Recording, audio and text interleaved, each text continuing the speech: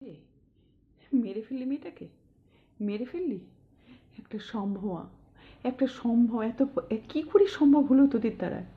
এত বড় একজন ডাক্তার হতে চলেছিল, ডক্টর হতে না, ডক্টর তো ও ছিলই, আরও নিজেকে আরও মডিফাইড করতে চেয়েছিল, আরও ভালো ডাক্তার হতে চেয়েছিল।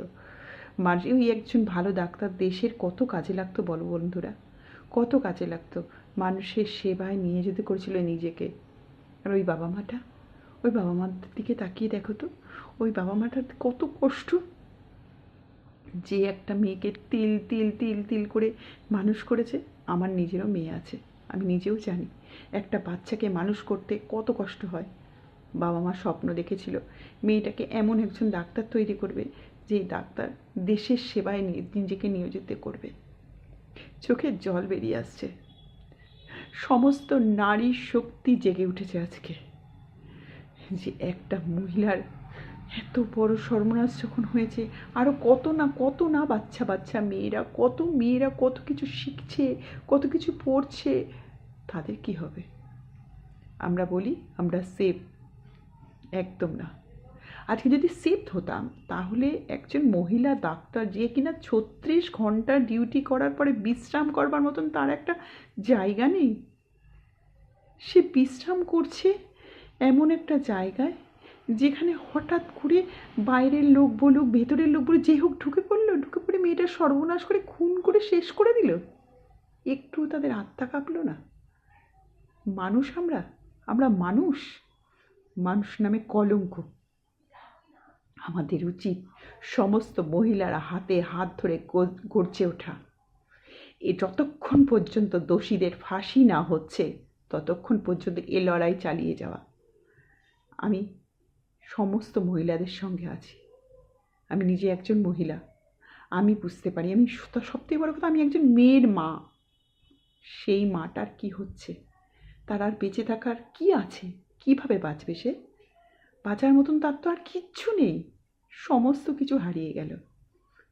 তার বাবা আর মা প্রত্যেক দিন কাঁদবে। ওই মেয়েটা এমনভাবে মরল, পড়তে পারছি না, বলতে পারছি না। যে মেয়েটার কিনা বিয়ে ঠিক হয়ে গেছিল, তার একজন প্রেমিক ছিল, যার সঙ্গে তার 13 বছরের সম্পর্ক ছিল, সেই মেয়েটা, তার এই কিছুদিন বাদেই তার বিয়ে ছিল। তারা দুজনে মিলে স্বপ্ন দেখেছিল, দুজনেই ডক্টর, দুজনেই একটা ভালো পরিবেশ তৈরি করে সবাইকে, মানুষকে সেবা করবে। অত বড় এমডি ছিল, আবার টেস্ট নিয়ে হয়তো করছিল, ঠিক সঠিক জানি না। তাহলে সেই রকম একটা মেয়েকে মেরে দিতে কী স্বার্থ ছিল? কী এমন জেনে গেছিল মেয়েটা যে তাকে মেরে ফেলতে হলো? কী এমন জেনে গেছিল? আর জেনে গিয়ে সেই মেয়েটা কী বা করতো যে ওই নিষ্পাপ মেয়েটাকে মেরে ফেললো?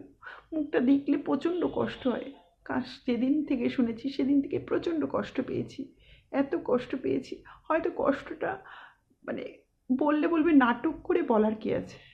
বিশ্বাস করো বন্ধুরা, আমি তো একজন মেয়ের মা, আমি সহ্য করতে পারছি না। এই ঘটনাটা যতবার মনে হচ্ছে, ওকে দুটো পা দুদিক থেকে 90 ডিগ্রি বলতে পারছি না। তোমরা সব শুনেছ, চারিদিকে ইউটিউবাররা, চারিদিকে সবাই সবাই বলেছে, সব শুনেছ। আমি আর বর্ণনা দিয়ে লাভ নেই, কিন্তু আমার একটা কথা, যে মেয়েরা আজও আজও আজও শৃঙ্খলা নেই। আর আমি এদের আজও পর্যন্ত মেয়েরা আজও পর্যন্ত হাতে চুড়ি পরে রয়েছে বলে মেয়েদেরকে আটকে রাখা হয়েছে। আজও পর্যন্ত মেয়েদেরকে শরীর হিসাবে দেখা হয়। অত বড় ডাক্তারটা থাকলে কতজনের কত উপকার হতো। মেরে ফেলতে একটু কষ্ট হয়নি কারণ, হাত কাঁপেনি, বুক কাঁপেনি। মেয়েটাকে চারিদিক দিয়ে খুবলে খেয়ে ফেলেছে। কেন কেন কেন এটা হচ্ছে ভগবান? কেন কেন আজ আমরা কোথায় দাঁড়িয়ে আছি? রাস্তায় বেরোলে মেয়েরা চিন্তা হয় সঠিক টাইমে বাড়ি না ফিরলে, আমার মেয়েটা ঠিকঠাক বাড়ি ফিরতে পারবে তো? আমার মেয়েটা বাস পেয়েছে তো? আমার মেয়েটা সবার থেকে নিজেকে সরিয়ে রাখতে পেরেছে তো? আমার মেয়েটা কোনো নরখাদকের হাতে পড়েনি তো? কেন এটা চিন্তা হবে? কেন একটা আমার মেয়ে, সারা ভারতবর্ষের মেয়ে কেন স্বাধীনভাবে কলকাতার মেয়েরা ঘুরে বেড়াতে পারবে না? আজও পর্যন্ত যদি রাত্রির 12টার পরে কোনো মেয়ে ফেরে, তাকে নোংরা চোখে দেখা হয় নোংরা চোখে। আমি উত্তেজনা হয়তো অনেক বাজে, মানে কথা বলতে পারছি না। কালকে সব নারীরা জেগে উঠেছে। আর একদিন জেগে থাকলে তো হবে না, এই প্রতিবাদ চালাতে হবে যতক্ষণ পর্যন্ত ওই মৌমিতার খুনিরা শাস্তি না পাচ্ছে। সবার কাছে অনুরোধ করছি, যারা উপরতলার মানুষ, যারা পুলিশের উপর মহলের মানুষ, যারা উপরে বড় বড় মন্ত্রীরা আছে, এই বিচারটা করুন। শুধু একজন জড়িত এর মধ্যে নেই, থাকতে পারে না, আরো অনেকজন আছে। মেয়েটাকে অত নিষ্ঠুরভাবে অত্যাচার করলে একটা মানুষ শুনতে পারলো না। কি করে হয় এটা? এটা কি করে হয়? প্রচন্ড কষ্ট হচ্ছে, পারছি না বন্ধুরা, কথা বলতে পারছি না, খুব কষ্ট হচ্ছে।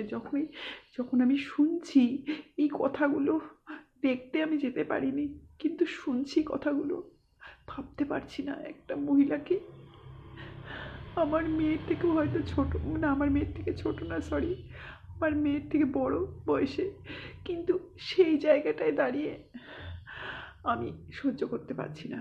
একটা মেয়ের এতটা এতটা অত্যাচার সহ্য করে সে মারা গেল।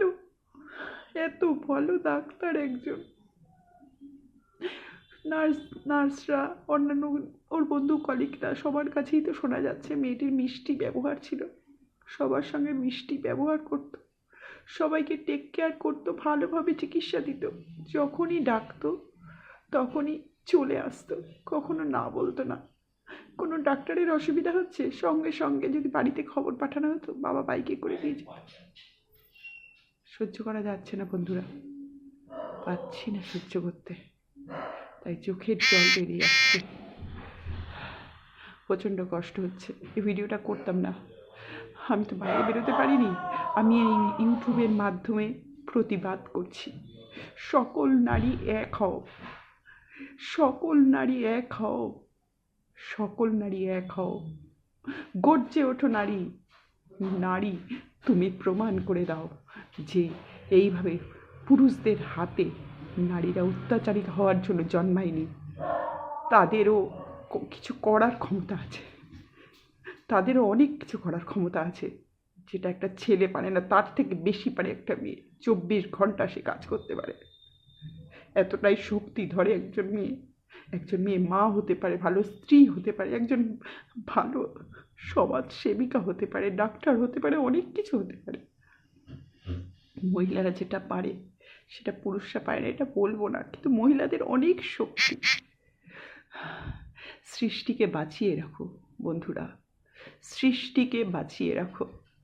আর আজকে ওই মৌমিতার সঙ্গে হয়েছে, কালকে তোমার বোনের সাথে হতে পারে, কালকে তোমার বউয়ের সাথে হতে পারে, কালকে তোমার মায়ের সাথে হতে পারে, কালকে তোমার নিজের মেয়ের সাথে হতে পারে। এটা চলতে পারে না।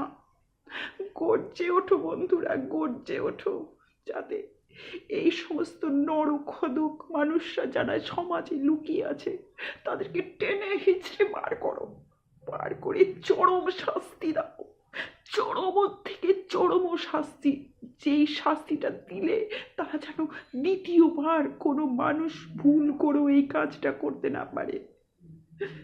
টাটা বন্ধুরা, আর বেশি কথা আমি বলতে পারছি না, আমার ভীষণ কথা হচ্ছে, যদি তোমাদের ভীষণ কষ্ট হচ্ছে, আমার বুকের মধ্যে ফেটে যাচ্ছে মৌমিতার মুখটা মনে পড়লে, কতটা কষ্ট পেয়ে মেয়েটা মারা গেছে। কথা বলতে গিয়ে কিছু কিছু ভুল হয়েছে, তোমরা ক্ষমা করে দিও। টাটা বন্ধুরা।